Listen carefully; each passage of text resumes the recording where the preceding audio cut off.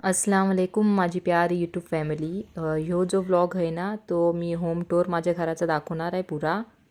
सनगेची राजवाडी हवेली जी आहे ना आमची ती तुम्हाला सगळा मी तिंचा दाखवणार आहे. आता ही जी गेट आहे ना ती आमच्या घराचा एंट्रन्स आहे आणि तिंचे बाद जी मी दाखवणार आहे ती तुम्हाला मांडव दाखवणार आहे आमच्या घराचो. सनगे मंडप पण बोलतात तिला.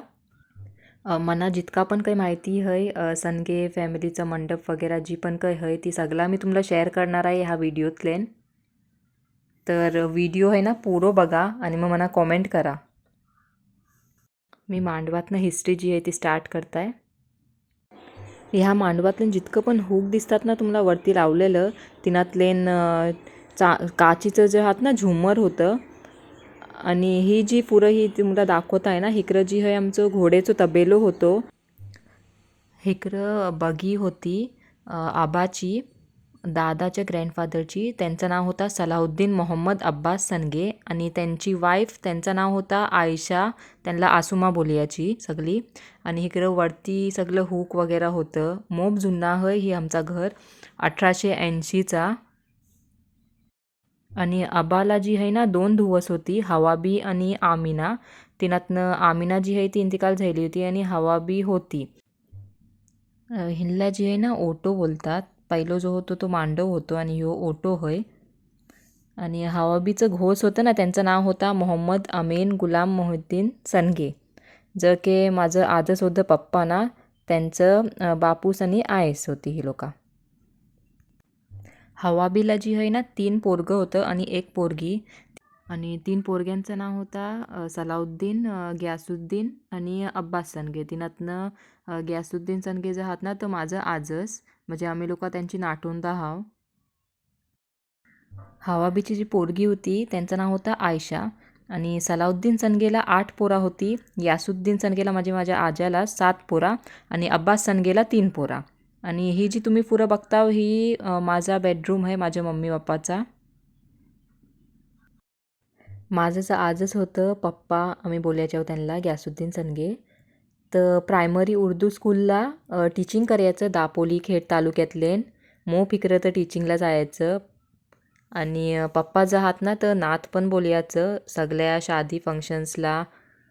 आणि त्यांना जी आहे ती सनगे जनाबच्या नावाने वळखले जायचं. तर सगळी फुरुसची लोक जी पण असतील ना ती लोक वळखत असतील सगळी. कॉमेंट करून बोला की तुम्ही वळखताव कैसे वळखताव काय.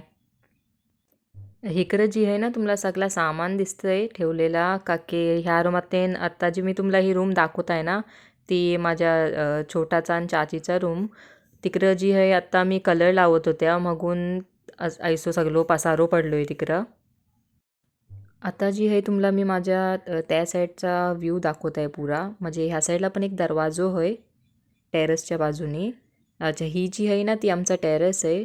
टेरेसचे जो आहे ना मी व्हिडिओ जास्त बनवला आहे नाही. मी लास्ट वेहिन्यातले तुम्हाला दाखवीन.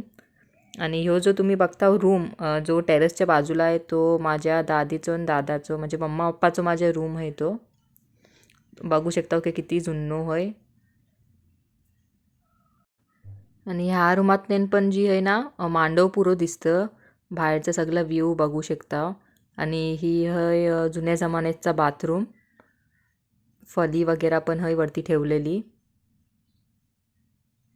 ही बघा बाहेरचो व्ह्यू आमच्या.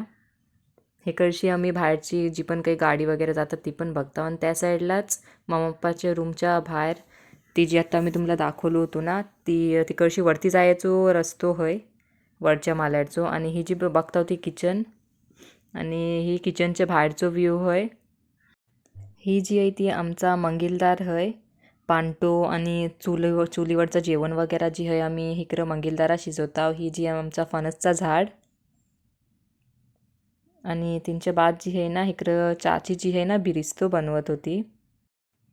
तुमच्या लोकांना जर माझा व्हिडिओ जर पसंत आलो ना तर माझ्या चॅनलला लाईक करा सबस्क्राईब करा आणि बेल आयकनवरती दाबा ताकी मग तुम्हाला जो आहे ना सगळ्यात पहिले माझा व्हिडिओ येईल. आणि त्यांच्या बाद ही जी आहे ती बाहेरचो आवर आहे. आणि इकडची जी आहे ना वरच्या माल्यावर जायचो रस्तो होय माझ्या आज्याचंच भाऊस अब्बास सनगे त्यांच्या घराचो. आणि ही जी आहे तिनातून खादी तेल होता आबाचा. खादी तेल राखेल वगैरे त्यांची ही जी आहे ना ती टाकी होती. ह्यो जो व्ह्यू आहे ना मी टेरेसशी घेतला आहे. आणि ही शेगलाच्या शिंगचं झाड आहे आमच्या.